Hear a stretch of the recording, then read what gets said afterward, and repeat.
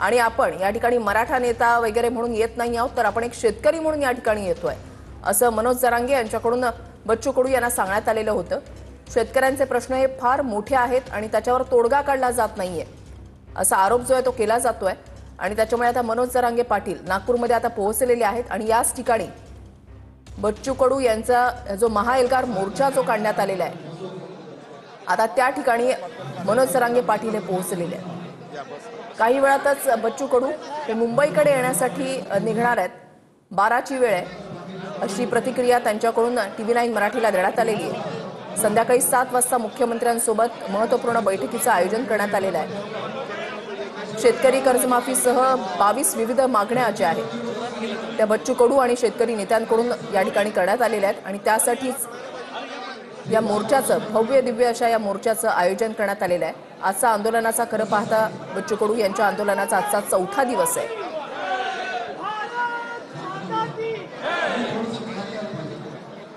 रस्त्याने पाऊस होता का दादा? पाऊस इकडे खूप झाला। म्हणजे आमचे ट्रॅक्टरच निघाले नाही, सगळे फसून गेले। फजिती झाली रात्री। म्हणजे ग्राउंडवर चिखल झाला सगळं, मैदानावर चिखल। हा बघितला आम्ही आता नाही। हो ड्रोनचं वापर हो हेच करू चांगलं आहे। विशाल भाऊ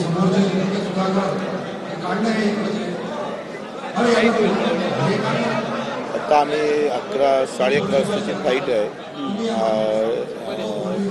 चर्चेसाठी आम्ही सगळे जाणार आहोत। तुम्ही चालू शकता? मी सांगितलं तेव्हा जरांगे साहेब कधीच मंत्रालयात गेले नाही, त्याच्यामुळे आम्ही विनंती करू त्यांना।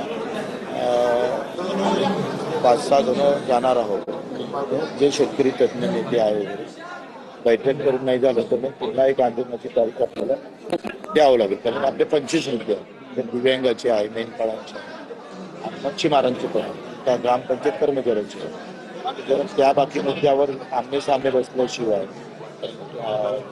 फेस टू फेस बोलल्याशिवाय, काही जसं दिव्यांगाचं आपण केलेलं आहे, शैक्षणिक आहे, त्यांची धोरणं आहे, ते चर्चा आपण करू तिथे। कारण एकच मुद्दा घेऊन आपण नाही करू। कर्जमुक्तीचा एक मुद्दा असता तर काळजी गरज राहिली नाही, पण 25 मुद्दे त्याच्यात सोडवतात, फार गुंतगुंतीचे आहे। त्याच्या मला 8 बैठकीच्या अगोदर त्यांच्या झाल्या, त्यातले धीरे धीरे करून मानधन वाढलं, 5% निधी भेटायला लागला। आता आपण शेवटच्या दिव्यांगाच्या शेवटच्या 10 मुद्दे झाले, दिव्यांगाचे मुद्देच राहणार नाही अशी एक व्यवस्था आणून ठेवली आपण 20 वर्षात। आता दिव्यांगाचं एक शेवटची बैठक समजा या सगळ्या बाबतीत, कारण आपण 20 वर्षापासून लढा घेतो। 600 रुपयाचा महिना 2,500 आला। थोडं लढत थोडंसं त्याच्या क्षमतेनुसार ती लढाई आपण बऱ्यापैकी मुक्त केलेली आहे। आता ही चर्चा झाली की आपण लागेल तर लगेच आपण सगळे मिळून बसू, बैठू, इकडे बैठक घेतो निर्णय घेऊ।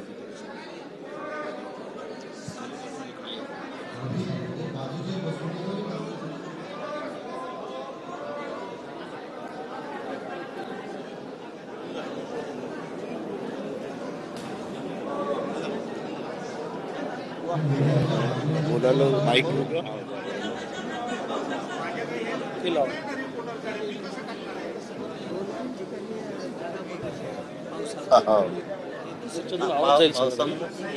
अर्धे काय ते पावसामुळे अजून त्याची क्षमता वाढायची आहे ना कार्यकर्त्याची। वैचारिक बैठक वाढली का ते मजबूत होईल। पाऊस आल्याबरोबर लगेच लोक फानोफान होऊन जातात।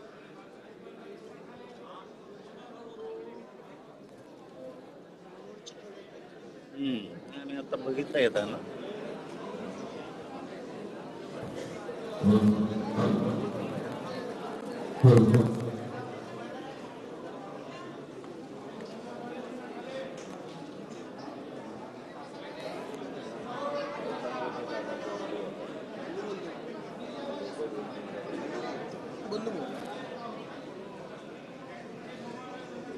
बोला ना।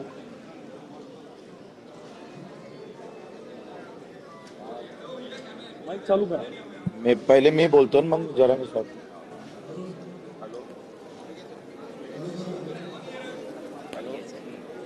आवाज नहीं आएगा रे।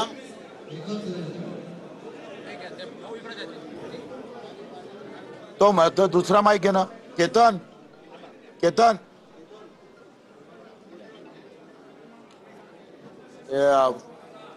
विमानतळावर कधी जायला लागतं? विमानावर किती वाजताच आहे? 11:30 पोचायला लागते. किती वाजता पोहोचायला लागेल?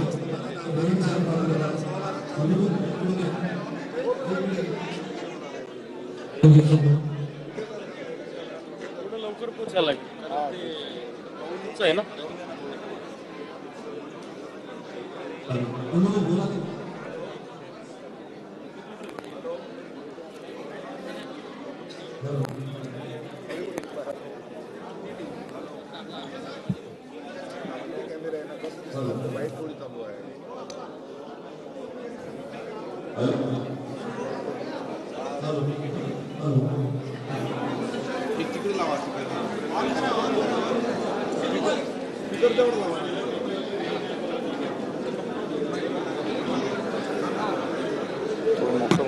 थोडं बारीक बारीक परदेशी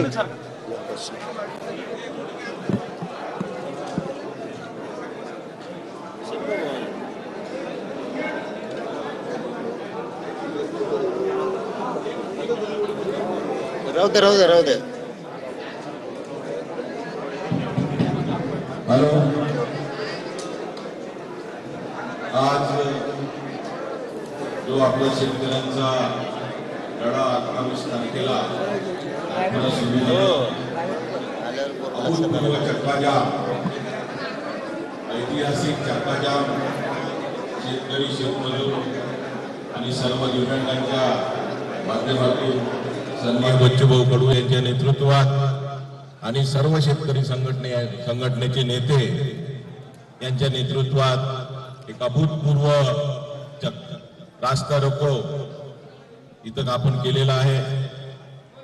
आणि ज्या पद्धतीनं हे आंदोलन बच्चूभाऊंनी मागच्या 8 महिन्यापासून पुढे नेलं, अतिशय चांगला प्रतिसाद शेतकऱ्यांमधून मिळाला आहे.